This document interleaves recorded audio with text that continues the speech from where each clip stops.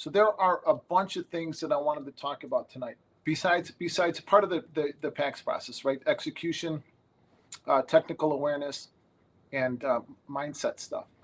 In our last video, we talked about execution, right or right out. We talked about the difference. Maybe we didn't talk about the difference between expenses and losses, but it all goes to the stuff in mindset that I wanted to talk about. Jimmy Jude had an interesting a commentary on a tweet today that I ended up reposting. Jimmy and I have been friends for many years. We don't know each other from Twitter. You know, we just reconnected on Twitter. We know each other from the trading floor. We're both about the same age, and we came up the same way in different places, but we came up the same way in this business, earning our way. In that tweet that Jimmy had today, it was, would you rather have 100 million? Or that I read that he had commented on. Would you rather have 100 million, or would you rather go back to the age of 10, knowing what you know now and having the same experience and knowledge? And I go back to 10. Yeah, it is, because, you know, it's not because just because of the money that I'd earn, you know, which would be a hell of a lot more than what I did, but because I could learn from a quicker age what I wanted to talk about tonight, what I wish somebody would have taken the time to teach me in the beginning part of my career. It would be great to go back to 10, like in that tweet, so that I can learn how to deal with fear better. Fear is what's going to make or break all of our careers. How we deal with fear, how we look at fear, it's going to make your career and it's going to break your career. First, let's talk about the reopen here. So, you know, I trade using the daily opening range in the futures, which is the first 30 seconds of the market. It's not something I've made up. It's not something I've pioneered. The opening range is defined as the first 30 seconds since Dow theory was invented. FIC committee signs off on it, and it goes across. It's broadcast on every screen all over the world. So I use that first 30 seconds of the futures markets to some are a minute. Some opening ranges were historically a minute, like currency, I think. But for our purposes in the equities, I use that as, I don't like using industry accepted terms like a pivot, right? But it is. I use it as a pivot. I use the first 30 seconds opening range as a view into the market. Above here, we're going higher. Below here, we're going lower. Above here, I'm going to be long. And below here, you know, whatever the opening range is, I'm going to be short. Now, write these down. We'll go back through some of the technical awareness too. Not analysis, not technical analysis. I don't look at charts during the day. I've got charts up on my screen, obviously, but I don't look at them during the day. We didn't have access to charts on the trading floor, and so thousands and thousands of traders had to trade every day live in the pit without charts. It's still the way that I trade now. I do the same thing every night that I did 20 years ago on the trading floor. I write out my plan, I write out my targets, and I know what I'm going to do. Now, targets, the way that I design my targets, and I tweet about them so that you guys should have the bigger ones anyway. The way that I do my targets is all based on a proprietary way that I was taught years ago, that I kind of tweaked and made my own, that all of the algorithms are based on this. All the algorithms have the same prices that they start off with. That's why technical analysis is not a term that I use, but technical awareness. And I also use that word awareness because I'm a trader. I'm not an analyst. Technical analysts are people that never learn how to deal with fear. They never learn how to adopt the mindset of a trader. They've got great skills and be able to look at a market and dissect it and tell you where it can and will go. But you know, I don't need to know where it's going to go based on lagging information. I don't need to know where the market can go or will possibly go based on somebody's opinion. Give the same chart to 20 different analysts and you're going to get 100 different responses. That doesn't help me. I'm a trader. I need to make money. I only use the opening range as my view into the market, my pivot for that day. There's a whole part of that I've spoken about, you know, in other videos. My 2x4, how I protect myself from markets that don't come out of the opening range in the first attempt, which is normally the market. You know, I was not happy with my trading this week. I made money, but I made decent money. But I made money and I made decent money because I quadrupled my size. The most important part of trading is not, not I got the high in my plan. I've got retweet me, dude. I've got the high. I've got the low. I tweet out these targets every time. I don't always tweet them out, but I normally do. And when I do, I tweet them out so that you guys can see how the market moves. Those targets that I gave you won't change. The market has memory, and the markets will respect those targets all the time. We've been talking about 4602 since June. We've been talking about 4602 since June. Put it up on a chart on a daily. Don't look at an hourly, don't look at a 15-minute. Waste of time. 5 minute, 1 minute. We're not scalpers, and we cannot compete with the algorithms. We have to learn how to let the algorithms do your work. Learn how to stop fighting the algo. Stop fighting markets. I don't fade markets either. I am not going to sell rallies, and I am not going to buy breaks. I've known thousands of traders. I've watched them. I've competed with them in the pits. I've known them, from my time on the trading floor. I don't know anybody. I know a lot of people, a lot of traders that have made a lot of money selling tops and buying breaks. Unfortunately, I don't think I know any of them that's kept it. I don't think I know anybody that's kept the money. Everybody wants to be a hero, and everybody thinks that the key to being a great trader is to having more knowledge and more information, better numbers.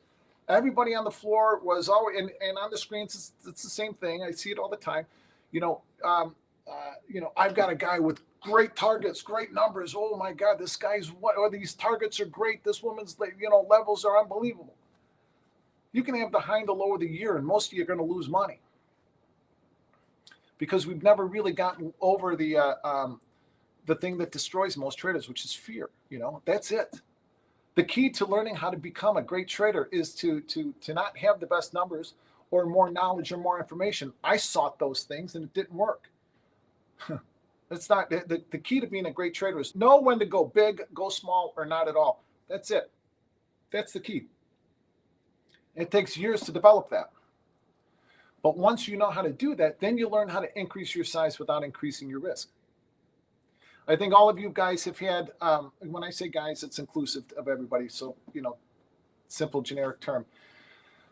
When I've known a lot of traders, and I know you guys have gotten in the habit of, or maybe not in the habit, but have gotten destroyed by averaging in your trades, right? Averaging in losses.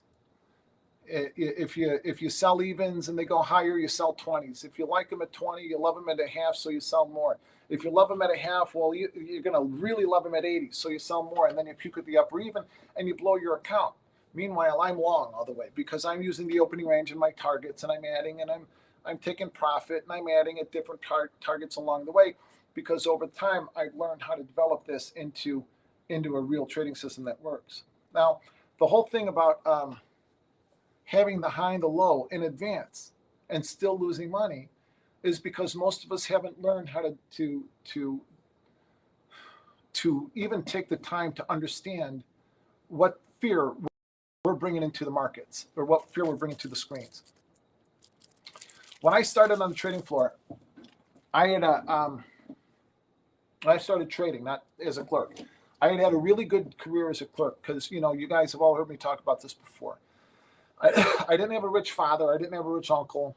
I didn't know anybody on the trading floor. I started down there driving a truck at night in the back of the Yards neighborhood on the south side of Chicago, not far from where I grew up. I was making minimum wage when I started, but I didn't go down to the floor to be a runner. I went down to the floor because I had an unlimited opportunity to make as much money as I possibly could. Only limited by my own beliefs and my own mindset. Only limited by my own limiting beliefs. So I worked my ass off. When I like I said in the last video, I was at work all the time, incredibly hungover at work. My girlfriend broke up with me. Work. My mother had breast cancer. She had her breast cancer surgery. And I was at work. The guy that I worked for, Mike Minetti, came over and said, "What are you doing here?" I said, "I'm not a doctor. There's nothing I can do for my mother. This is what I do. I can best help my mom right now by doing the best job that I can so that I can earn my shot at trading." Now, when I started trading, I don't need to go into that because I think most of you guys know how I got started, right? It's interesting because everybody wants to know about targets. Everybody wants to know about price. Listen, we're not here creating art, guys, right? We're here creating wealth. We're here creating money. If I asked you what you wanted me to talk about and what you wanted me to teach you, if I could teach you, but what would you want me to talk about from my own experience? Would it be how to increase my size without it significantly increasing my risk? Or would it be when to recognize when the time to not trade is? Or when should I cut my size and when should I stop trading? What would you guys rather know? I think most of you would say, teach me how to increase my size without increasing my risk. But first, in the last video, I talked about the importance. I think it's more important to manage your profit. Everybody talks about risk management, and risk management is key. You cannot get anywhere in this business unless you know how to properly manage your risk. But you will not survive, and you will not thrive if you do not learn how to manage your profit. That all ties back into what I wanted to talk about tonight, but nobody seems to want me to talk about it, which is fear. So when I started on the trading floor, 1998, 1997, I had a new wife, new baby. I was at the right place at the right time. I struggled for the first 6 months, but I had two great mentors. One, Judd, who taught me how to do the targets. Mickey, who taught me the mindset, how to deal, how to fight, how to act like a trader, how to battle like a trader. And I wasn't afraid of anything. I grew up on the south side of Chicago. I'll go back to it. But I got a new baby, a new wife. I don't get stressed, yeah. I got to provide for these people that are depending on me. This lad, a little bambina, and this wife. I got, what am I going to do? I can drive a truck. All of a sudden, I started to make a ton of money. My first 6 months, I started with $10,000 in my account. The NASDAQ was $100 a tick. Imagine that. Every one contract, the NASDAQ was $100. When I started with $10,000 in my account. I had I got boned up for another $5,000 from older traders and guys that I had worked for and guys that I had met would come into the pit. Hey, Pax, what are you doing? Sold you 5, I bought 5. I sold you 2, I bought 2. Sold you 3, bought 3, that kind of thing. Seat lease was $3,200 a month. NASDAQ was $100 a tick. So I would get very, nervous, scared, but very different than fear. I didn't know what to be afraid of yet. I didn't have any limiting self-beliefs. I just didn't know, I didn't know yet. I didn't know enough. I knew enough that I didn't know enough, So then the tech bubble takes off and the market just keeps going higher and higher. Our volume grows and grows and grows in the NASDAQ. And so I began to trade bigger. I began to trade more. And the second 6 months of my trading, I made $500,000, 400 and something thousand. I made my first million in the first year and a half of me trading.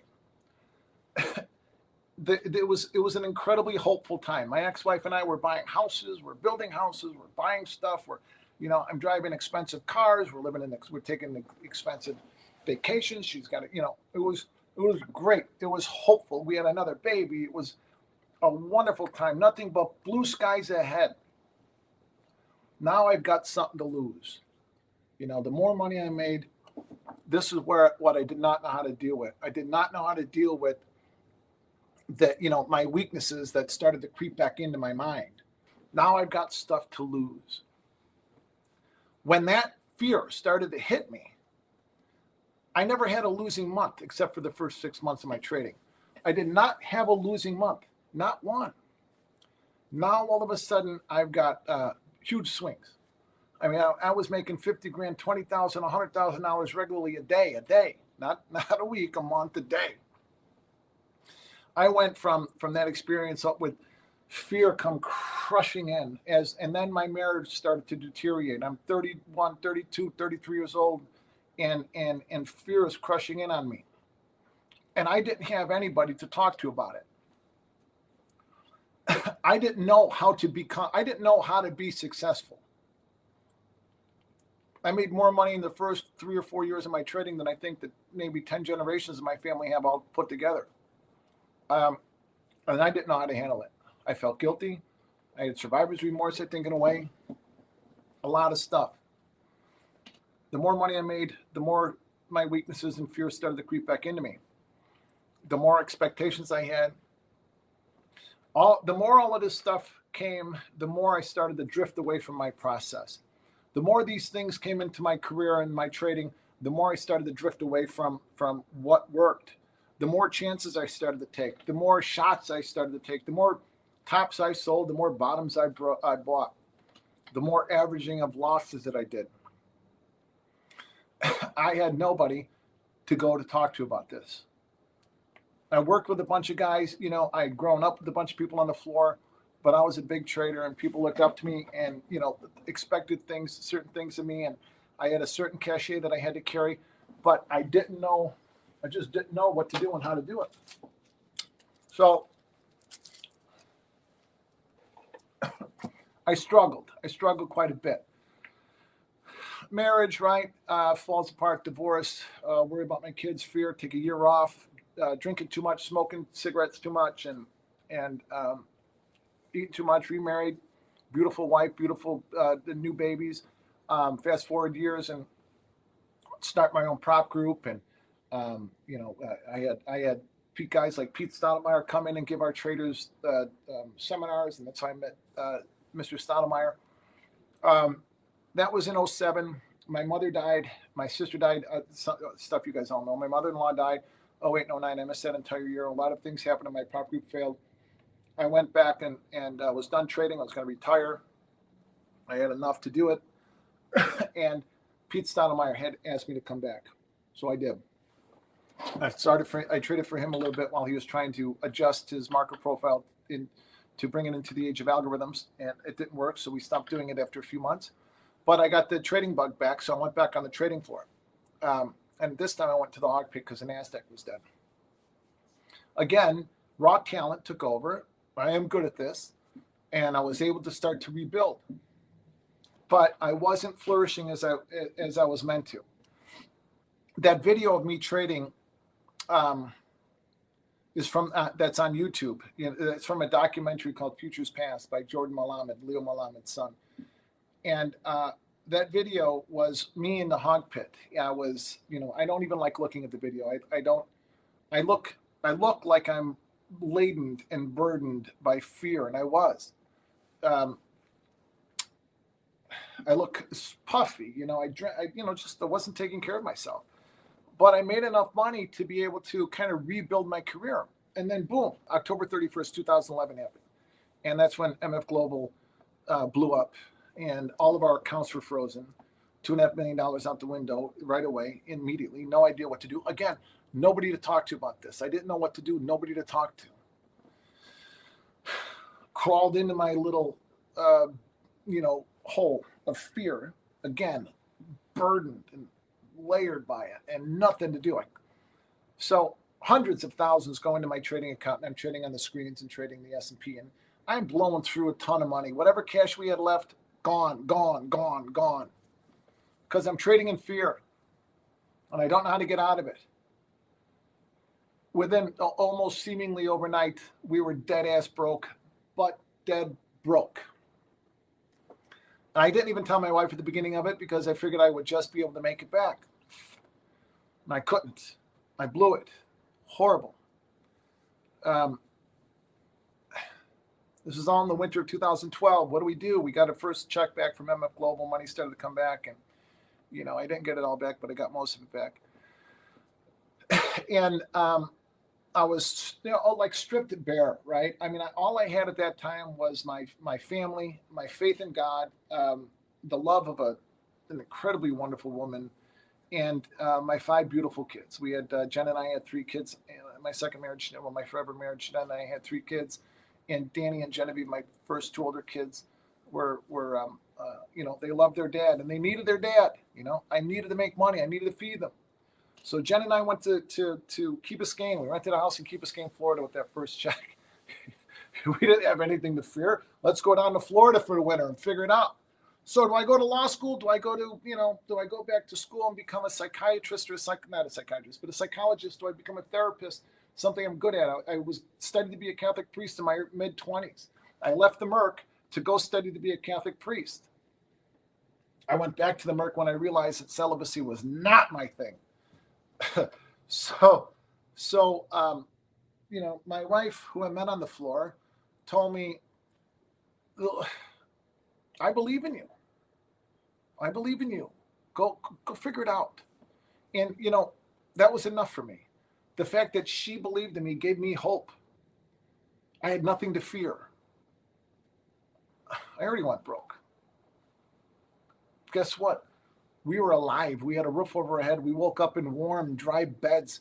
We had food in our bellies, water in our, water and food. We had clothes on our backs. We had everything that we needed. Everything. I was dead ass broke, and we had it better than 90% of the people in this world. Thank God. So I didn't have to fear that anymore. I had nothing for anybody to take advantage of me for. I had nothing for anybody to come in and try to grab money about.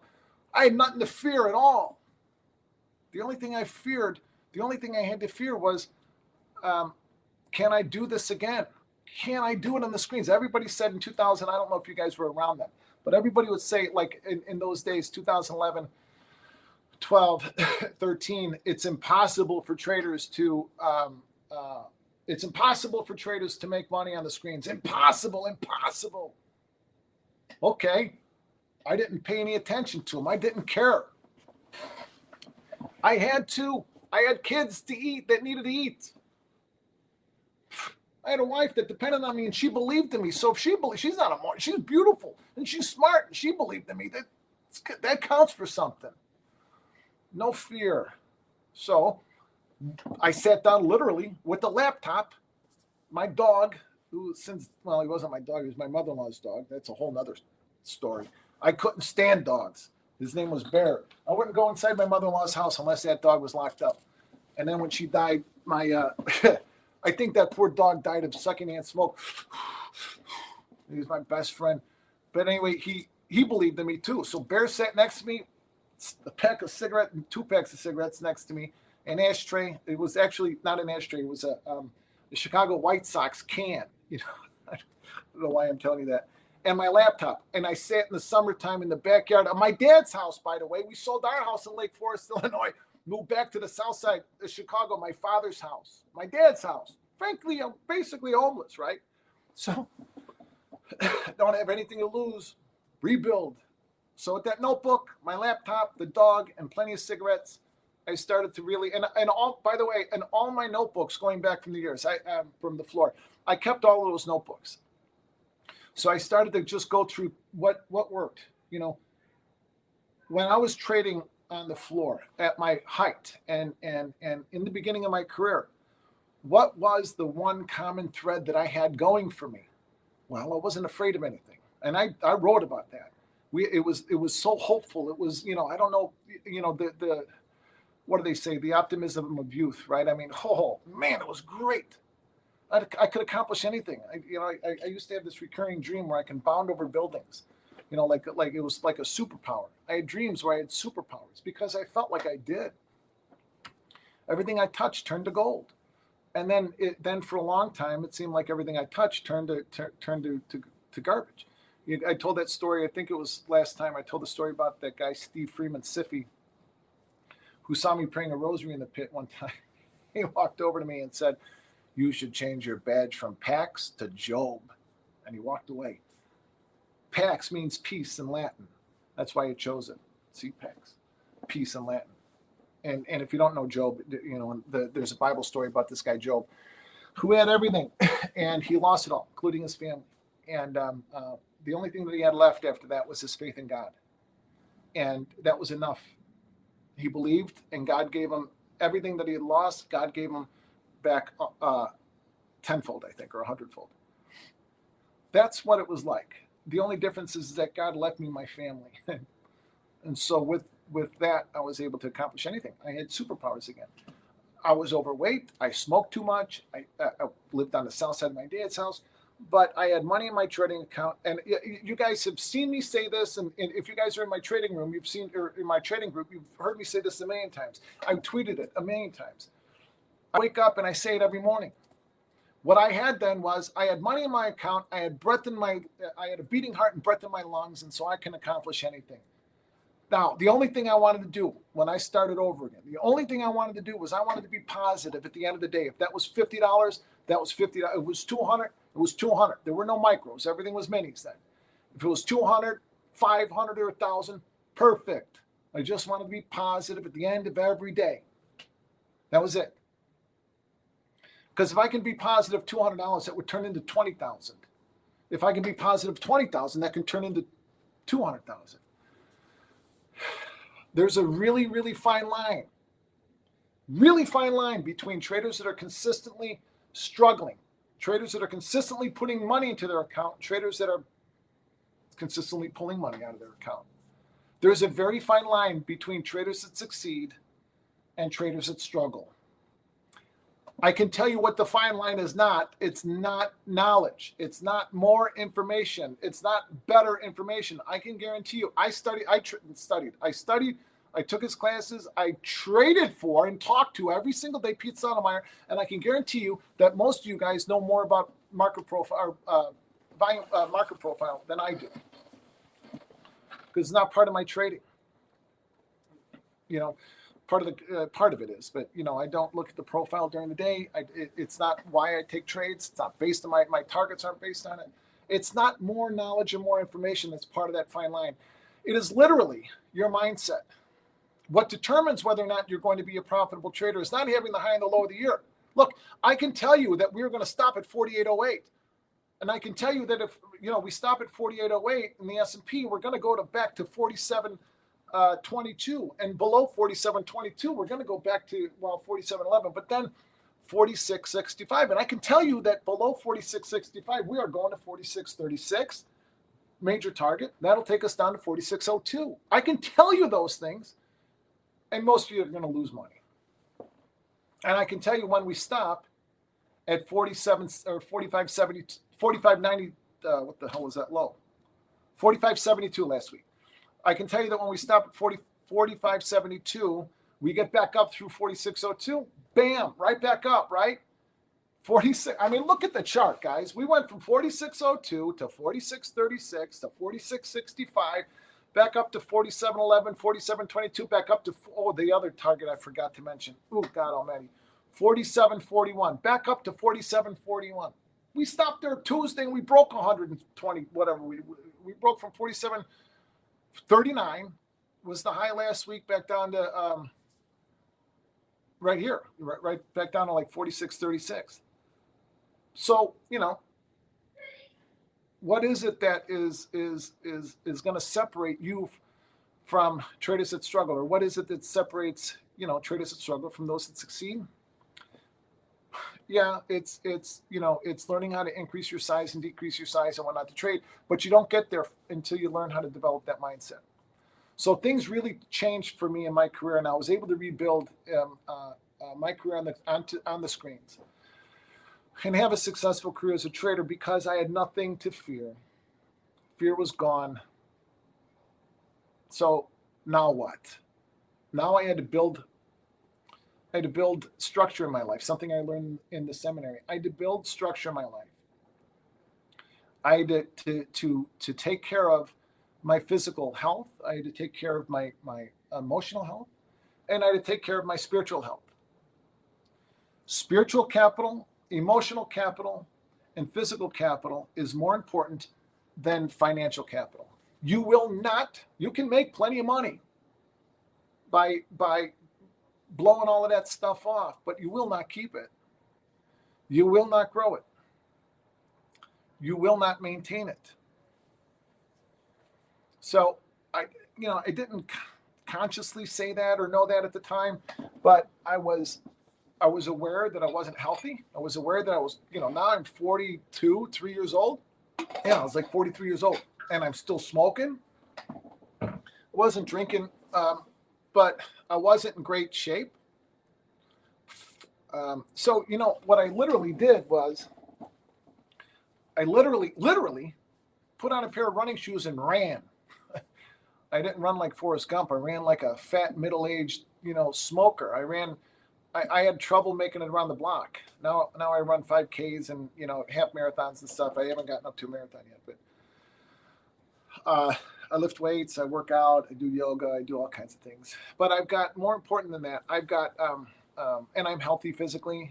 I've got non-Hodgkin's lymphoma. That notwithstanding, I take care of my body, my health, so that I can live as long as of a life as I want to. And I'm a very successful trader. And I'm even better than that. Even better than that is I'm a better teacher, not teacher, but I'm a better coach. I'm a better mentor. I'm a better husband. I'm a better father. The kids in baseball that I coach, are better kids now than what they were, or the kids that I mentor. They're, or the traders, for that matter, are better because I am, because I take care of it. I'm a better dad, right? So every morning I started to wake up early to trade the European Open. I started to pray. I started to meditate. I started to stretch. I started to run. All of these things. I stopped trading the European Open. I was still waking up, so I may as well join a health club. Started to work out. Planet Fitness, $10 a month. Now I belong to one of the most beautiful, expensive health clubs in the city. $10 a month. Those purple machines, they got me started. Every morning, 4:30 or 5 o'clock in the morning, I was there. Came home, had my coffee, did my targets, got to work, started to make money. And, that 500 became 1,000, that 1,000 became 2, and so on and so forth. And then I learned how to, so as I put structure into my life, I learned how to take care of all of those different parts of my life, right? And because I had hope and fear had dissipated, I was able to integrate them all together. All of it started to work together. As it all started to work together, I was no longer pushing that train uphill, or, maybe more appropriately, pulling it uphill with my teeth by myself. I got it up to the top of the hill, and all I had to do now was jump on. I've got my process, right? I've got the opening range. I know that above the opening range, we're going higher. I know that below the opening range, we're going lower. The algorithms are going to do the work, and they're going to push for me the same way that I used to do it on the floor. When we generated the volume, now the algorithms do that. I don't fight them. It's the same thing. It's no different, by the way. The price action, there's no mystery in the markets. All right, we'll start talking about that too. Okay, I'll start answering your questions about that sort of stuff. But listen, please hear me on this. You guys are not going to have long-term successful careers unless you bank spiritual capital, emotional capital, and physical capital. You've got to be, not only do you earn it, but guys, you've got to bank it. Otherwise, having the best process in the world is having the best trading methodology, which is only part of my process in the entire world, is not going to work. And I'm sure that there are better methodologies than mine, but this one happens to work for me. One of the things that, another reason, and this all goes to fear, right? One of the main reasons that traders fail is because of fear being successful. What does that look like for you? What does it look like for you to make $1 million? And I don't mean, well, I'm going to buy a, Mercedes and buy a house and I'm going to buy my parents. I don't mean that shit. I mean, what does it look like for you? What does it mean for you? How does that redefine who you are? You've got to take a look at that. You have to know that. If you don't know that in advance, you're not going to hold on to the money that you're going to make, and you're sure as shit not going to grow it. Period. Do you have a trial to look at? Yes. Go to my website, www.thepaxgroup.org, thepaxgroup.org, and sign up for a free trial. Yeah, absolutely. Targets are one thing, but how much are you risking in the process? How much I don't risk anything, Dennis. None, nothing. I literally don't lose money, and I don't risk money. I don't risk. I took enough risk for 2 lifetimes on the trading floor. So I don't like risking, and I don't leverage. I don't over leverage. So what I mean by that specifically is the way that I execute is either right or right out. So if the opening range, what was Friday's opening range? Let's use Thursday's opening range. Thursday's opening range is a better example because we open up in a target zone. Now, when the S&P opens up in a target zone, that's that is one of the things that immediately I'm going to react to. I'm going to increase my size a bit if this is an important target zone, depending on what day of the week it is. So, there's patterns that play out over and over and over again in the markets that are not found on charts unless you know how to look. So Thursday's opening range was 47.29 to 47.32 half. So just in between those two major targets. I wasn't a big fan of that opening range because it was above, just too far above 47.22 and too far below 47.99, too close to it. I mean, I'm sorry. It was too far away from 47.22 target and too close to 47.41. So 47.32 half to 47.29. So I was more comfortable waiting for the market to become what I'll say is more obvious to me. So once the market got under maybe the pay line, and our pay line that day was 47.25. Well, that's too close to our major target. 47.22 will always be a target for me. 10 years from now, the market comes back to 47.22, and we will stop there. In the COVID crash, we went target to target to target all the way down to 21.74. It was beautiful.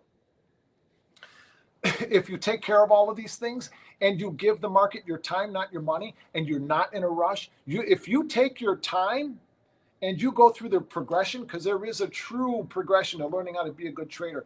And if you take the time to do that and don't buy into all of this, you're going to get rich, you're going to make $1 million quick bullshit, because it's not. I don't care who you are. That's bullshit. That's fucking, whoever's telling you that shit is lying to you. Now, can you? Absolutely you can. I have. And if I can, you can. Believe me, I did it twice. And if I can do it twice, anybody can do it once. But anybody that tells you it's easy is full of shit. And I see it on YouTube and I see it all over Twitter. Come trade with me and I'll make you $1 million. Oh, trading will bring you to your knees. I don't care how long you've been doing it. I don't care how good you are at it. It'll bring you to your fucking knees. What are you going to do then? Oh, I got the high and the low and I'm fucking playing. Look at me. I'm great. Good for you. I've known too many traders. God bless it. Hear me on this. I get a little aggravated sometimes. But hear me on this, please. I've known too many traders that have been worth $20 million, $50 million broke, completely broke.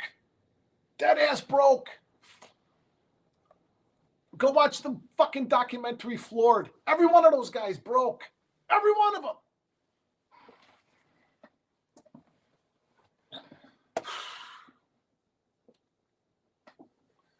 So underneath 47.29, I'm sorry about that. But listen, guys, I mean it, please take your time.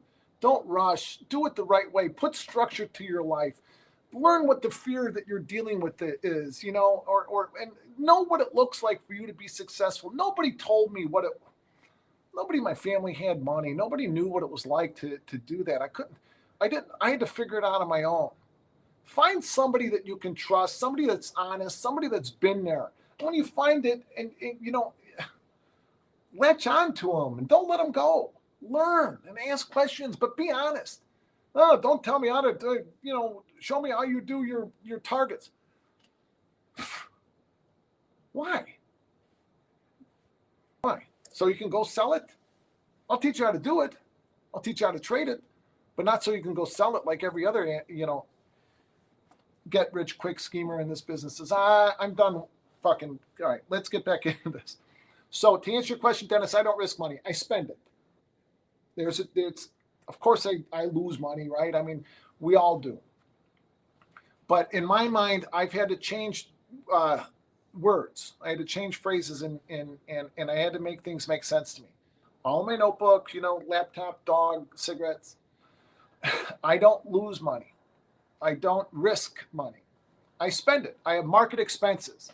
So below the opening range, I'm short. So in this case, 47.29. We go 29 offer, I sell them. We go 29 bid, I'm out. 29 offer, I sell them again. 29 bid, I'm out. Now, here's the important part of that. I do not wait for the market to go against me before I get out. This is something to write down. I don't wait until the market goes against me before I get out of a trade. If I sell 47.29s and that market is not 47.28.75 offer, I'm out of it. I can always get back into the trade. When the market, like I was starting to say earlier, when the market starts to become more obvious to me, I've got other places that I can initiate my trade from. I can sell them from the pay line, which is 4 points below or above the top or bottom of the opening range. I can sell them at that target of 47.11, which I did. I can sell more underneath 47.99 after I take profit there. We get to 47 even, I take a little profit, we get below 99, I sell more. Because then underneath 47.99, we're going to 46.65. Here we are. And if you think I'm making it up, hindsight, because everybody does that shit. I told you we could have gone. Go read my Twitter page, and those prices are in there going back months. Going up and going back down. The market moves like rungs on a ladder, up and then, back down, that kind of stuff. I keep my trading simple, really, really simple, because, I'm going to complicate it. I'm a human being, but my process and my methodology needs to be simple. The market is only, think of it this way, the market's only going to do one of three things all the time. We are going higher, or we are going lower, or we're going nowhere. How many studies do I need, or how many lagging indicators, or how many indicators do I need to buy to tell me that the market's going higher, lower, or nowhere? I got it right here behind me. Right now we're going nowhere. 46.65, our major target. We open there. I want to be short below it. I want to be long above it, but I'm not going to trade overnight. I'm going to wait for the regular trading hours where there's the most volume so that the algorithms do my work for me. I don't know if I'm going to trade tomorrow because it's Martin Luther King Day. Algorithms are not on. Banks are closed. Stock market's closed. Fed's closed. So, but if there's something to do, we'll be here. Now, this is an important point, okay? So I'm right. Write this down. Roar. I'm right or right out. Right or right out. So I sell 47.29s. If they go 29 bid, I'm out. I don't wait. I do not wait for the market to go against me before I get out. Okay, I sell them, and if it's not 28.75 offer, I'm going to get out of them. I'm going to do that twice. If I don't take a perfect scratch, if I lose a tick or two ticks, for me that's or spend. If I spend, right, market expenses, not losses, but expenses. That helps keep my mindset focused on the price action and not on my emotions. Oh my God, I lost money. I've got to get that money back. Your fear, right? The fear of losing money creates all kinds of negative patterns and negative behaviors. The fear of being wrong, the fear of leaving money on the table, all of these things, all of these fears start to creep in and start to make you do all kinds of different things in the market that you do not need to be doing. So I take 2 attempts. Depending on the market, I might take a lot more. But I take 2 attempts. I cut my size. After 4 attempts, one of 2 things are happening. The market sucks or I suck. Either way, the result is the same. I need to stop trading. So I put myself on the bench until the market becomes obvious. So I'll take 2 attempts. If I don't pay for my trade after those 2 attempts, then I'm going to cut my size and give myself 2 more attempts, and I'll be a little bit, choosier about them. And then after 4 attempts, I'm going to put myself on the bench, and I'm going to wonder, is it me or is it the market or both or what? But again, the result is the same. So I'm going to wait for the market. I'm going to sit. I'm not going to get up. I'm going to sit and I'm going to watch and I'm going to wait. And I'm going to wait for the market to start taking out some lower targets or upper targets. So in Thursday's case, the top of the opening range is 32.5. So if we got above 32.5, because I didn't like where we were opening, I was waiting for us to get above 47.41. And if we would have taken out 47.41, we would have began that creep back up to 48.08. Once we close above 47.41, we are going to begin that trek back up to 48.08. The market only comes out of the opening range on the first attempt, maybe about 15% of the time over the course of a year. Now by the way, You can make a lot of money by taking 2 attempts out of the opening range, and if you don't find it, you walk away and leave.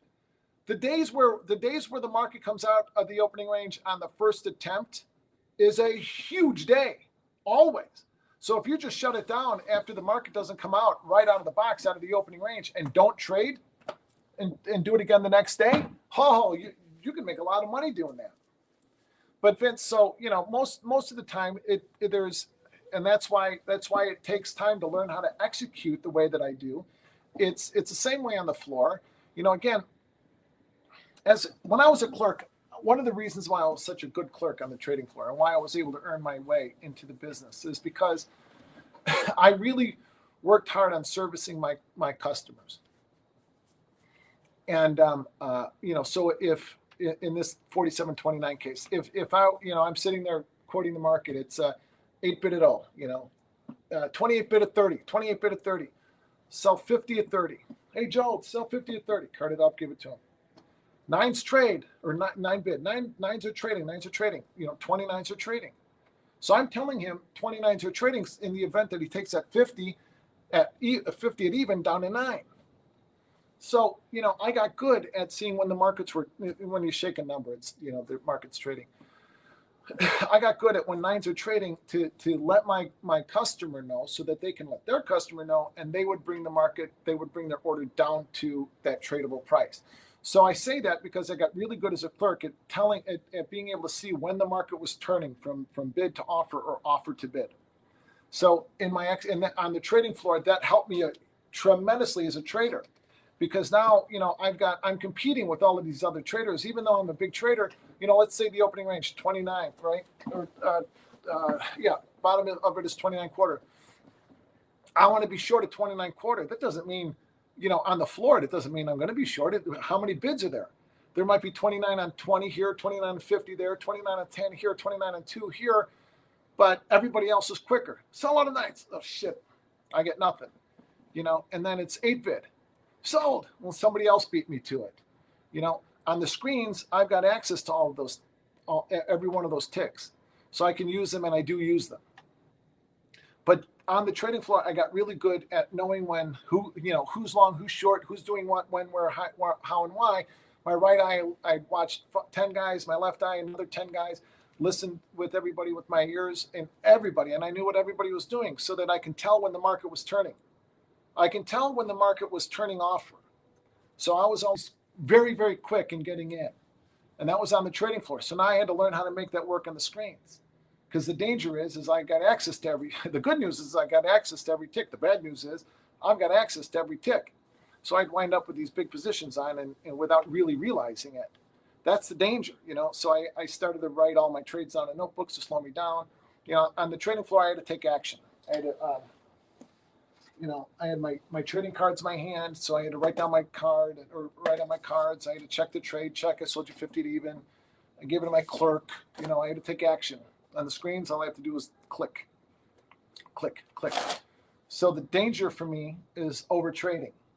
Overtrading meaning I don't honor my 2x4. Overtrading meaning if I sell 29s and they go 29 bid and I get out 29.5 or 30, I hesitate. Or I hesitate even, and then I hesitate on those 30s and it's 31 bid, 32 bid, and I'm still short at 29. I'm left holding that bag. I should be long at 32.25, yet now I'm selling more because I didn't get out of my 29s. That's not how I trade. I don't wait for the market to go against me before I get out. If it doesn't go lower after I sell them, I'm out, period. The market is going to turn and churn the opening range quite often. By the way, we've had busier days. Oh shit, busier days.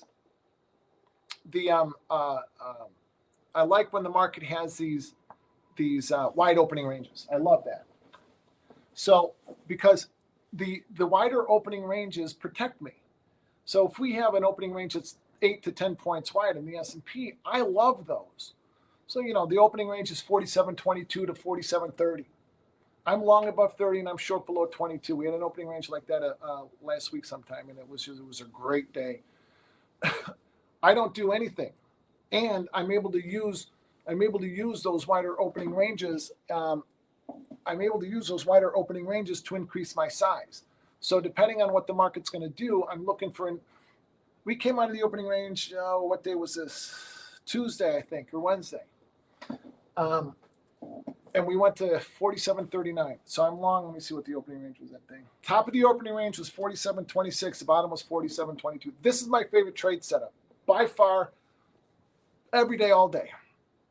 Came out of the opening range. Our upside target 47.41. We talked about it in the last video. I tweet about it all the time. So our upside target of 47.41. So my targets are always 2 points wide, 39.40. I had offers in at 38.75 or 38.5. But anyway, we come out of the opening range at 26. We pay for our trade at 30. I've got offers in at 39 to get to take profit. We get above 47. I'm going to be adding to my position on the long side. That was nice. We go up there and we get up to 39 something. So 26 to 39, how many points is that? So that's 13 points, right? So 47.22 is a major target for us. I loved this opening range. So we got up to 39, came back down into the opening range. The algorithms are not going to take the market into the opening range unless they're going to stop themselves out.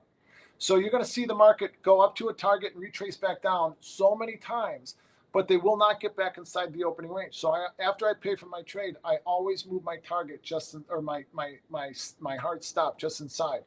So that day I had my stop in at 25.5. So come out, I get long at 26. I pay for my trade at 30. And paying for my trade is not about taking profit. It's about managing my risk. So remember, you guys, maybe I haven't talked about this before, or maybe I have talked about it. You guys haven't seen it. Is the 4 pillars of capital management, something I've outlined a long time ago. There's only 2 parts to every trade: managing profit, managing risk.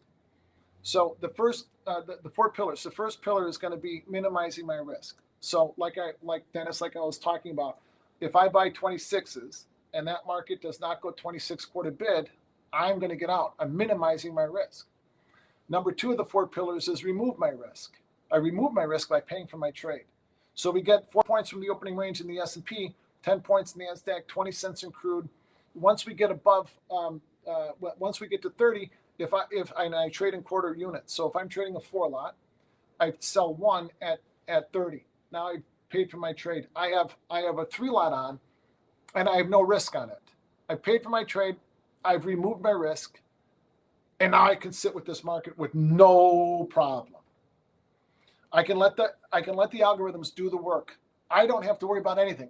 The market is going to do what the market is going to do. I removed my risk. I'm good. I'm happy. Thank you. Feet up, easy like Sunday morning, and let the market take me where it's going to go. So now we get up to 39. I take profit, and I'm happy. Now I'm, it was long a 4 lot. I paid for my trade, and now I've maximized my profit. That's number 3. I've maximized my profit by not trading in the middle. So I sell 1 at 39. Now I'm long 2. Now I'm going to exploit my profit. We get above 41. I'm going to add to my position, because that's a breakout to the upside. We don't get below 41, then we're going to trade 39. I'm going to further maximize my profit, the 3rd pillar, by not doing anything. I'm long 2. I paid for my trade. I've taken profit. I'm a happy camper. The market can go between 39 and 26. And as long as it doesn't get back inside the opening range, that's noise. Here's another thing. Most traders never learn the difference between a wiggle and a move and the noise. Anything between my target and the opening range is noise. I want nothing to do with it. Sometimes that noise is 30 or 40 handles, and you guys are getting killed and trying to scalp it and getting all stressed out and worked up. I'm at my health club, or I'm at my country club. I'm golfing. I don't care about that shit. I'm long from the opening range. I paid for my trade. I've taken profit. I may have added. I paid for those, and I've taken profit there.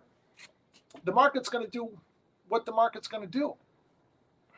I'm going to go do what I'm going to go do. There's nothing. I'm not going to be able to affect change. I'm not going to be able to make the market go higher or lower. So I put my stop in and I leave. That's it. What am I going to do? Right? I'm, like when I had breast cancer. I'm not a doctor. I'm going to go to work. I don't move the market anymore. I used to be able to move the NASDAQ by myself. I can't do that. I'm just trading like everybody else. So Wednesday's example, my favorite trade setup we retrace back down to the opening range. So we always, almost, there's no always in the market, but we almost always get an equal distant measured swing. Meaning whatever we did on the upside, we're going to do on the downside. The algorithms are doing exactly what I did on the floor. Exactly, as a market maker and as a big trader, the algorithms are doing the exact same thing. They are looking for profit. They're hunting profit, same way I did. So they rally up to the target, market can't get beyond it, we're not extending, they come back into the opening range, and I'm expecting an equal distant measured swing to the downside, 13 points out of the opening range, bottom of the opening range is 22. Now, it's my favorite trade setup because when we get to 26, I call it getting fancy, I'm going to get short at the top of the opening range. When we get down to 22, I'm going to sell another unit.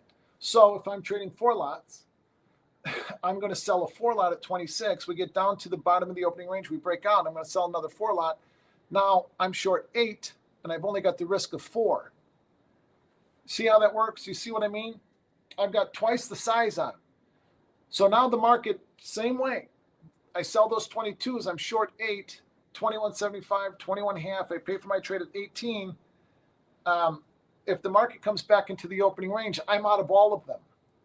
So in this case, I made 4 points on a 4 lot, and I scratched another 4 lot. That's how I've increased. That's one of the ways to increase your size without increasing your risk. Now, if the market goes, if I sell 26s and the market goes 26 bid, it's a dead scratch.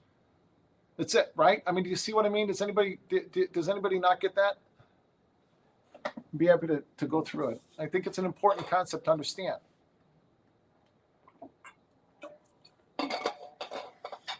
So now I'm expecting an equal distant measured swing, which takes us down to another one of our big targets, 47.11, 13 points out of the opening range. So in this case, I ended up actually selling a lot because I had a pretty big position on because I'm going to increase my size out of at these important targets. So I had if I'm a 4 lot trader, sell a 4 lot, right? Like I just described. But if I'm a 4 lot trader, I sold an 8 lot, and now I'm short 16, all for the price of 4. So now, like we did on Wednesday, now we come out, we get down to 47.11. I've already paid for my trade at 18, so I put my feet up, easy like Sunday morning. Like I've got a T-shirt that says that. Like Lionel Richie saying, it was my friend Danny Salerno, God bless him, used to say that all the time. Easy like Sunday morning. So I put my feet up, I removed my risk. The market's going to do one of a couple of things. It's going higher or lower, and if it does, hey, I've got no risk in the trade. I've locked in a couple of bucks. Now, we get down to 47.11. I take profit. We get through it. Guess what I'm doing? Adding. Because underneath there, we've got a smaller target, not that important, but smaller at 47.90 or 46.99 to 47 even. We get through that, we are going to 46.65, and that's where we are. It wasn't real easy getting, the market went exactly to these targets last week. It went exactly to them. I mean, overran them by a few points. NASDAQ, S&P, same thing. But it didn't make it easy on us. Really choppy coming out of the opening ranges. So you guys all know the disclaimer, past results are not indicative of future results. Do yourself a favor. If you're going to try to trade this way, do it on the simulator. Don't do it live. And if you're going to do it on your own, for sure do it on the simulator. I had a trader. I've had a lot of traders that would come in and join our group and think, oh, this is the greatest thing. And one guy in particular, I met him. He's a rancher from Colorado. I'm going to make $100,000 this month, and he's just going gangbusters. He's trading his ass off, and I kept telling him, no, man, take it easy, go to the simulator. No, you gotta, give the market your time, not your money. So, he's young and aggressive, and he was all ballsy. No, I got this. Inevitably, a month later, he blew his account because there are a lot of the market changes all the time, right? The price action is not random. It's not. How the market, okay, it is on a short-term basis, but we're going from here to there to here to there and back up, right? So that to me is not random. How it gets there is. So take your time with this. Come into our group, see what we do, join on a free trial, and then learn how to do this the right way. so that you can maximize your profit. And again, don't let fear creep into your trading. You're going to, I mean, this always happens. People get all excited about doing this, and then they start doing it. You get a couple of really easy days. You're going to always, most people are going, oh, look, this is a great breakout. You're going to flatten at the pay line. You're flattened at the first target. You're all in, you're all out. Terrible way to trade, by the way, at least in my mind. Give the market time, or give the market the ability to put a lot of money into your pockets. You're not going to do that by being all in and all out. You're not. Give the market some time to be able to tell you where it's going, and leave something on for those greater moves. You will leave money on the table. I leave money on the table all the time, and I miss moves all the time. But I never get upset about those missed moves. I never get upset about them. Because if I do, I create anxiety. And if I create anxiety, I'm creating fear. And if I am, then tomorrow I might miss a better one. Or even worse, I might screw it up. Fear of missing out is not something that is in my repertoire. It's not in my vocabulary. JOMO, the joy of missing out is. We have entered into a period of volatility that will be here, that will be longer than it was after the tech bubble burst in 99, 2000. Ira talks about this all the time. We are in an era of really big volatility. Now, lately, it's been back and forth. So I've not been building runners. But that last quarter, that last 25% of my position, that becomes my runner, which becomes my position for the greater trend. Now I don't have risk on these positions. I paid for the trade. I've taken profit. I've added, taken profit. And that last 25%, I've got a scratch stop in. And I'm okay leaving money on the table, because now I'm going to give the market the ability to tell me where it's going. So much volatility these days. How much wider do we need to increase stops? None. Since we are getting constantly fighting, none. I will never do that. I'm never, ever going to sell 22s and put in a 26 stop in the S&P. Never. I'm right or right out, brother. Always. Now, something, that is another mindset shift is I might stop myself out of a trade and put that same trade back on within, a few seconds for different reasons. And the market isn't constantly fighting for direction. It's been pretty damn clear. It's been a really simple trade. I hope you jotted down those targets. 44.64 to 44.92, 44.92 to 45. I'll go through them again. 45.64, huge level. Circle that, asterisks and stars behind it. If we get below 44.64, we're going lower. And it's got nothing to do with moving averages or MACDs or, crosses of the Chris's and the crosses and whatever kind of other bullshit there is. It's just got everything to do with the market and where it's going and how it's going there, and years and years and years of knowing how this market moves. So write these levels down again, okay? 44.64 to 44.64, 46.92, 46.92 to 45.42. 45.42 to 45.72, last week's low. 45.72 to 46.02. 46.02 to 46.36. 46.36 to 46.65. Then a smaller target that's starting to become significant at 47 even. But now we've got a whole cluster of things. So 46.65 to 47.11. 47.11 to 47.22, 47.22 to 47.41, then 47.70 and 48.08, 48.38, and then, it's up into the upward levels. One thing I can tell you, if you really take to heart the things that I'm talking about tonight, you really take to heart the things that I do during the day, you won't blow any more accounts. You might die, death by 1,000 paper cuts if you don't actively learn how to trade, but you'll never blow another account. Because again, I don't lose money, I spend it, and I'm right or right out. I'm right or right out. even if I take a trade that's someplace other than the opening range. If I can trade any price. If I sell 45 or 46.59s tonight, if I sell 46.59s, I can do that. I can do it now. As long as the market stays below where I'm offered, I'm good. Pay for the trade, take profit. Can't go broke going that way. You don't go broke trading that way. I use CQG integrated client. So in my trading career, I've only used TT trading technologies, and that's what I used when I first started trading off the floor. And let me go through this real quick.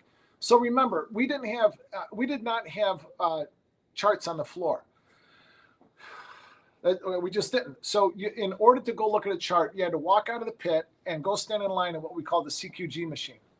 So the way that these things have developed was CQG was always had the best charting packages, and they had the best data and had the best functionality. And so you would go stand behind one of those things, one of the CQG machines, stand in line, print off whatever time frame chart you wanted, whatever, and then there were a bunch of guys behind you, so you couldn't just stand there forever, right?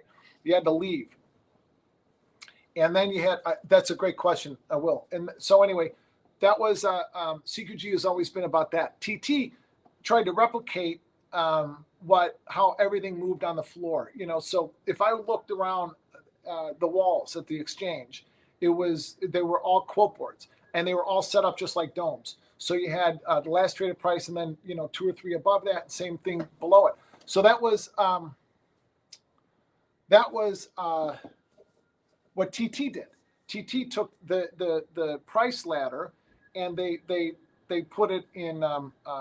They patented it. So if you guys are trading Tradevate or anything CQG, everything, every trade on a ladder, CQG gets a royalty from. There was a huge lawsuit. So I switched to CQG for the data a few years ago. And I mean, it's $1,200 a month, so it's not cheap. It's expensive. TT is also around that, and it works. It's perfect. It's what I need. TT owns the static dome. TT owns the static dome, Dave, and they also patented the dome in general, or DOM, so they patented it. Any contract, it doesn't matter if it's I don't know. I don't know what to Tradevate or Ninja or EdgeClear Pro. Everybody pays a royalty to TT. That's why they're such a huge company. Huge company.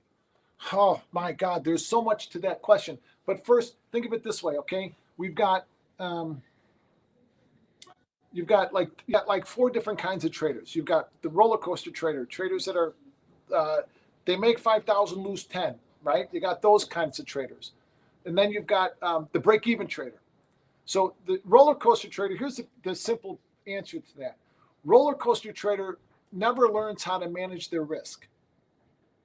They don't know how to manage their risk, and so they make money, they lose twice the amount. They make some, they lose a lot. You know how many traders I heard from during that COVID break that they learned how to buy the dip? They were dip buyers, and they made $500,000, $800,000. I was just talking to a trader on Saturday. I talked to a trader yesterday that I made millions and has lost every bit of it. Anyway, how many traders I talked to that were taught how to just buy the dip based off of volume or whatever, and in COVID they lost everything. So it's important. It's not answering your question, but it's important. It's something to mention. It's important to understand. I do the same thing 100 times out of 100. I don't. There are different adjustments and variations, but I don't veer from it. I need to protect myself from myself at all times. I don't fear the market. I had to you guys have hopefully seen that video on YouTube where I lost $1.5 million in 30 seconds.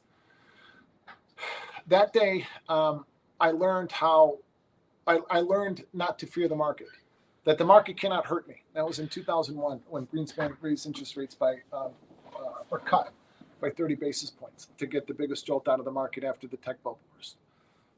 So anyway, I don't fear the market.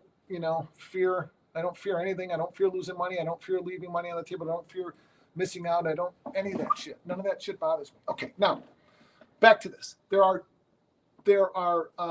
two parts to every trade: managing risk, managing profit. That's it. Even if you're trading complicated condor spreads and cabinet spreads in options markets, they're only going higher or lower or nowhere. Doesn't matter how complicated you want to make this shit. It always comes back to really simple, basic stuff. So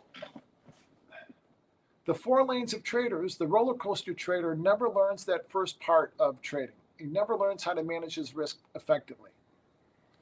Then once he learns how to manage his risk, and once they learn how to manage their risk, then they become a break-even trader. Once they become a break-even trader, they've learned how to manage their risk, but they're struggling in learning how, what I think is equally important, if not more important, they struggle in learning how to manage their profit. Once they learn how to manage their profit, then they move into the third progression of trading, which is the consistently profitable trader. So the consistently profitable trader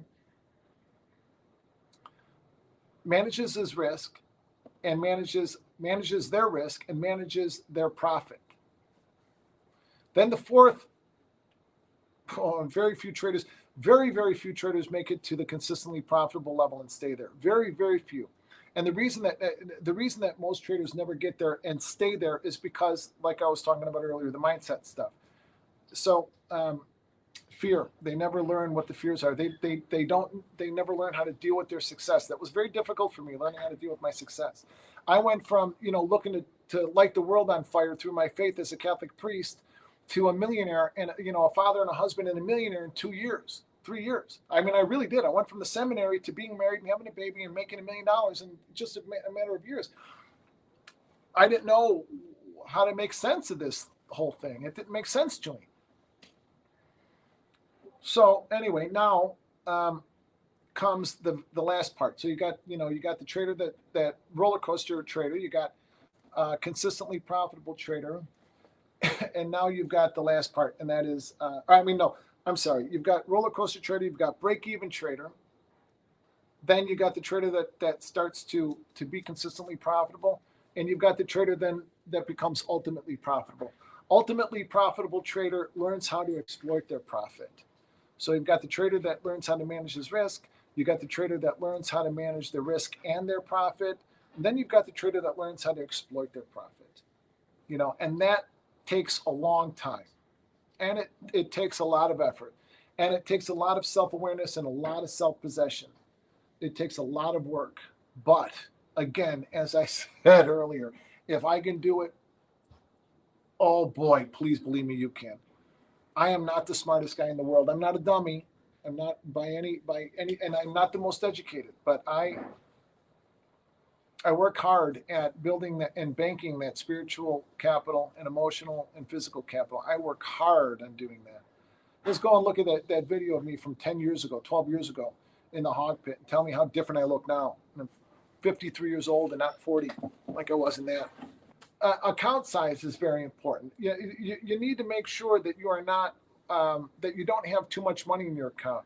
The second phase of my career, when I talk about the second phase of my career, I'm talking about after MF Global, right, rebuilding up until now. The second phase of my career, instead of after throwing hundreds of thousands of dollars in my account, 50 grand, 100 grand, whatever I can get my hands on. I mean, like a drug addict, here, more. And all I was doing was just throwing it away, throwing good money after bad. So I went and I talked to Scott Gordon, who was CEO of RCG at the time. And I had asked him if I can just put $5 grand into my trading account, because that's it. If I had $50,000 in my account, I didn't want to make $50,000 mistakes. I wanted $5 grand in my account so that I could learn how to be positive at the end of the day. Positive, that's it. $50, $100, $200, doesn't matter. You need to be positive at the end of every day. Account size is very important. If you've got too much money in your account, then you're more likely to make all kinds of mistakes that are going to cost you a lot of money. If you've got too little in your account, then you're going to feel every downtick and every uptick. it's really important for your mental capital to not, Capital Preservation Friday. You guys have all seen me tweet about that, Capital Preservation Friday. Learning how to properly manage your trading accounts is maybe another one of the most overlooked and under talked about thing in this business. I've yet to see one video on YouTube or yet to see one trader besides me, Credelli, or Jimmy Jude talk about it. And the reason is because most traders out there selling this shit have no idea what it means to be successful, and say that they have no fucking idea on how to manage their accounts. You know, I mean, there are traders out there, sure there are, you know, but anyway, this is that all that stuff doesn't matter. Here's what matters. Learning how to manage your trading account or your trading accounts is very important, incredibly important. Whatever you make at the end of the week, or at the end of every 2 weeks, probably is more likely. I don't care if you make $200. Take it out of your trading account. You're not here to grow your trading accounts. I hear it all. I can't stand how many times I hear this. Well, I'm trying to grow my account to 50,000. I'm trying to grow my account to 100,000. So I'm going to leave everything in there until then. Terrible idea. With a capital T in all caps, terrible idea. When you make money, take it out. Do it every week. You make 500, take it out. You make 5,000, take it out. It's a bad idea to leave it in there. Whatever money you earn, take it out of your trading account. Properly fund a tax account. You know, a tax account in air quotes. So, you know, if you bank at Chase, open up another account at Bank of America. So if you take $1,000 out of your account, send 35% of that, whatever you've taken out, into your tax account. Now, in futures trading, you realize that if you make $1,000, that's a taxable event. Now, you don't have to take the money out of your account for it to become taxable. It's taxable. So make sure you stay on top of it. At the end of the year, when you guys start making money, you're going to be stuck with a very hefty tax bill. Now, futures, by the way, is also really important that to understand that it's you know, we're only taxed at like 20% of our income. It's, you know, long-term, short-term capital gain split. But, you know, you've got to take that money out. You have to properly fund your tax account. Then, you know, you have to also know that you're accomplishing something. Accomplishments are very important to me. First thing I do every single morning, the first thing I do is I make my bed. If my wife is still in it, I make my side of it. Really, really important. Yeah, plus or minus 26%. Just say that. It's really, really important. So please overfund your accounts, though.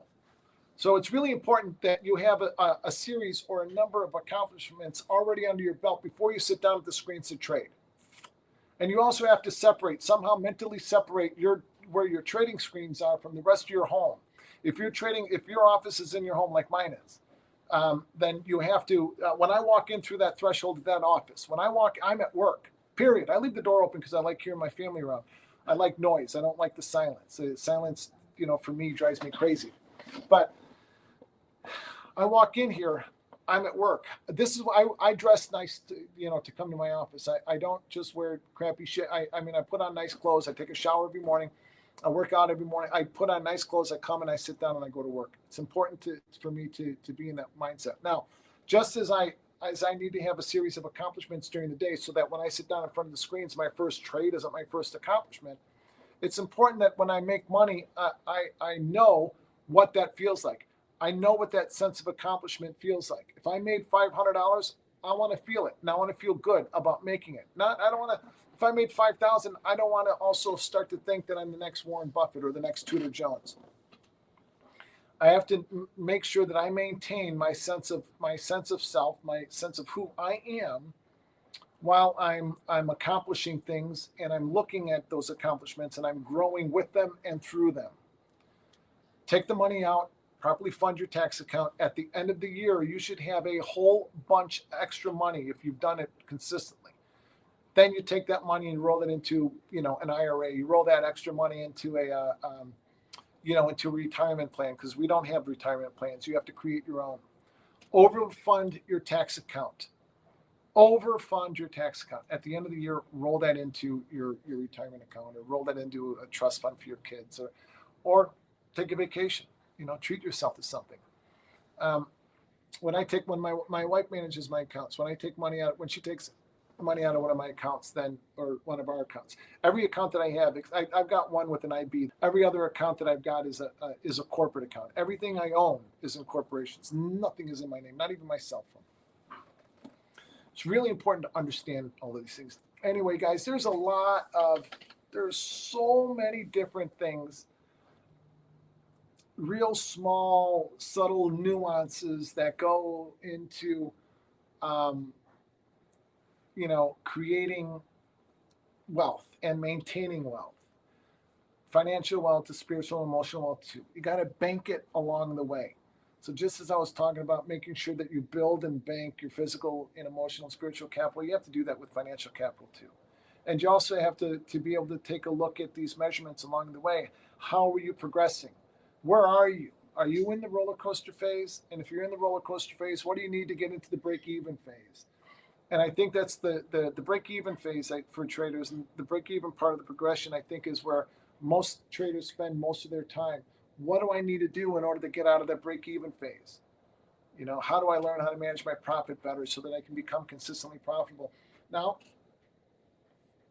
how do I learn how to use my profit to make more? Most traders are going to most traders, and this is another reason why most fail, are going to average their losses. Great traders pyramid their profit. And it takes a lot of guts to do that.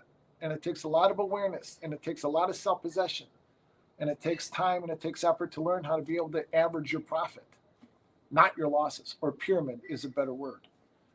Is there a tax benefit to setting up? Not really a tax benefit, Evan. I don't think there is. I mean, there might be, but for me, the benefit is that if something like an MF Global happens, and I don't leave a lot of money in my accounts, if something like an MF Global happens, and it will, or a long-term capital management sort of a situation. I forget the Peregrine. Peregrine was another firm that went under. If something like that happens, and it will happen again, I'm not on the hook personally. It's only my limited liability corporation. So if anything happens, if somebody blows out, if you and I are clearing the same firm, and you end up putting this big gigantic options spread on, or options play, and the world blows up, and that blows your position out, and blows the firm up, all of our money is frozen.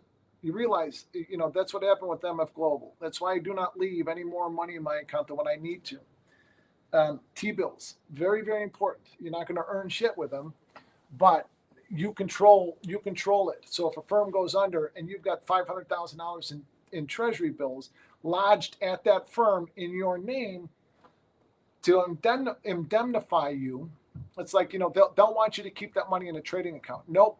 Here's a $500,000 LLC. Here's a $500,000 T-bill, and that's going to indemnify me. So if you fail, which many of these will, when the shit hits the fan, many firms will. When you fail, I pull back my T-bill, and my account, okay, that gets frozen, it's gone, but there's, that's manageable. Everything then is manageable. Traders need to leave themselves options. We all need options, profit options, trading options, T-bills, yeah, and important. These are all things that are really important. They're important, guys. A treasury bill is going to indemnify you. It's going to protect you from any liability from the firm failing or anything else. These are all things, though, in the progression of trading they're not important right now. What is important is you becoming profitable and maintaining that profitability and then growing it. That's what's important. Okay, some opening range rules. You're long above and short below. And if the market gets back inside the opening range, Vince, you're out. If the market is trading inside the opening range, you don't want to have anything on. This is a breakout method, right? A breakout methodology. The opening range breakout. If the market is below it, you want to be short. If the market is above it, you want to be long. From target to target to target. above 26, I'm long, right? Market gets back inside the opening range, I'm out. We go 26 bid, I'm back in again. Pay for my trade at 30, 4 points. Get up to 39, take profit. Market comes back down to 26 half, I'm buying them again. I call that reloading. Because my stop, another rule, my stop is just after I pay for my trade, I put my stop just inside the opening range, because you're going to start to notice a couple of things. All right, this is worth noting too. You're going to start to notice, now that you've heard of the opening range, like the way that I'm talking about it, defining it, you're going to start to see the market use the opening range every day. You're going to start to see the algorithms use the opening range every day, is the way that I was explaining it. You're going to start to see the market using the opening ranges every single day. So the algorithms are not going to bring the market back into the opening range unless they're stopping themselves out. So above 26 long, 26 half, then I'm going to buy more. And if we get below the opening range, I'm out. If we get back inside of it, I'm out. So 25 half profit. Once I pay for my trade, I'm in a 25 half stop loss. Now, equal distance measured swing. It could be 50 points, it could be 100 points, it could be 12 points, 13 points like that day. Now we come out, and if they match up, I'm always looking for matchups.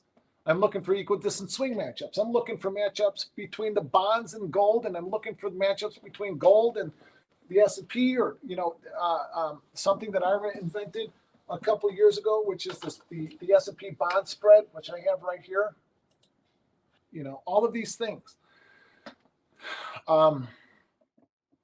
indicate, not indicate, the fuck was I? Oh, matchups, right? So it's going to be, I'm looking for matchups and in the NASDAQ, S&P, but mostly I'm just looking for intraday.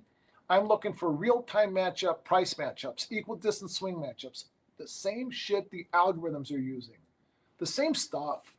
That's why I got to stop fighting them. That's why I had to let them do the work for me. 2x4, Francesco. So after 2 trades, I cut my size. After 4, I wait. If I don't take perfect scratches, I cut my size. If I'm not paying for trades, I cut my size. If I'm paying for trades, let me see what the opening range was Friday.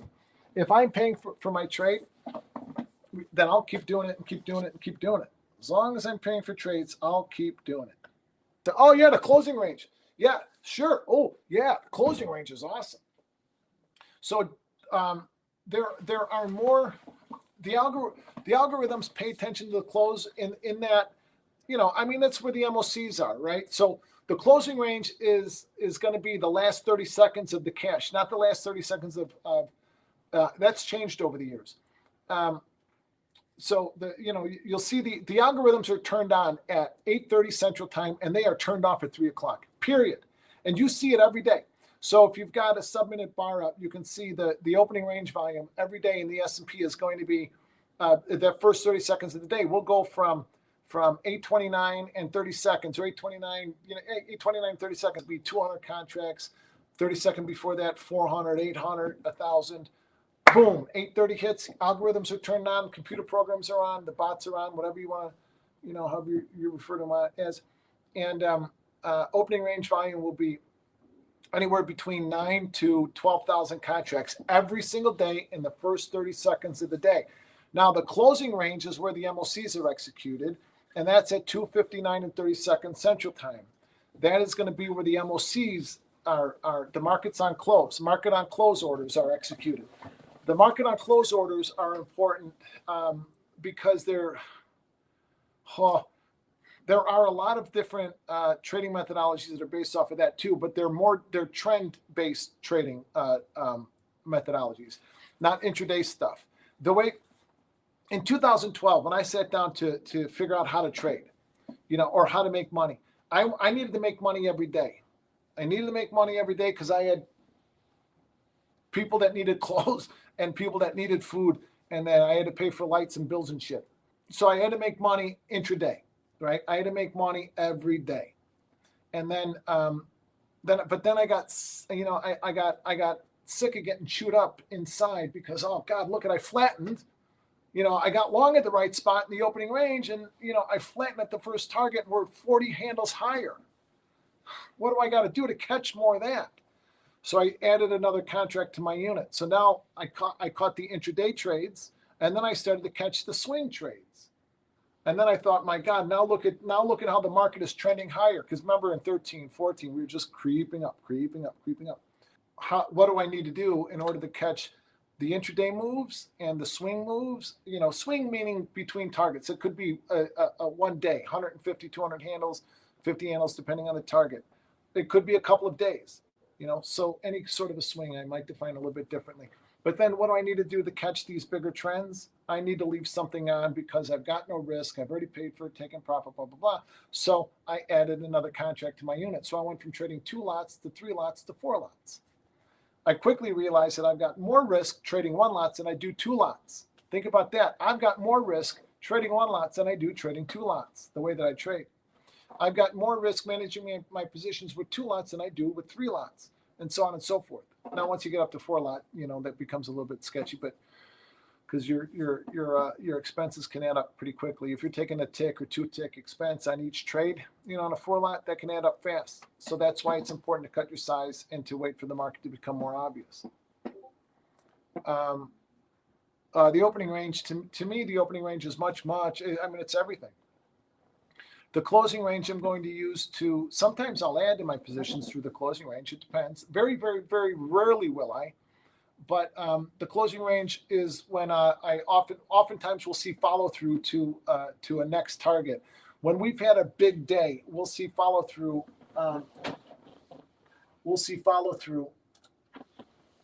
Going into the next target through the close. All right, guys. Figure out what your fear is. Figure out what it looks like for you to be profitable. These markets we have entered into an unprecedented period of volatility, and there will be opportunity after opportunity after opportunity every single day. Don't rush it. Give the market your time. Don't give the market your money. Be honest with who you are. Be honest with what you need to improve on.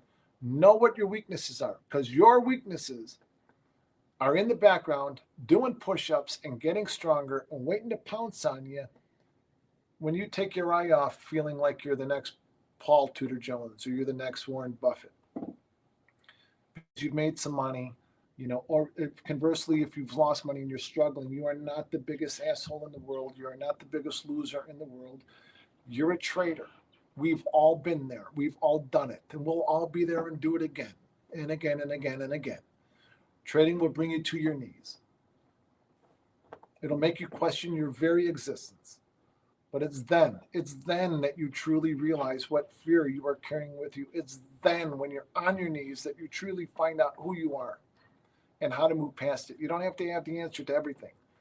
You don't have to know the why of stuff, but you just have to know that the stuff exists. If you know what it is, you can work around it. You can work past it. And you will have, or you can have, a wonderful life, a peaceful, beautiful, prosperous life. And you can have it through trading. Every day I try to be better. Every day I try to be the best version of myself.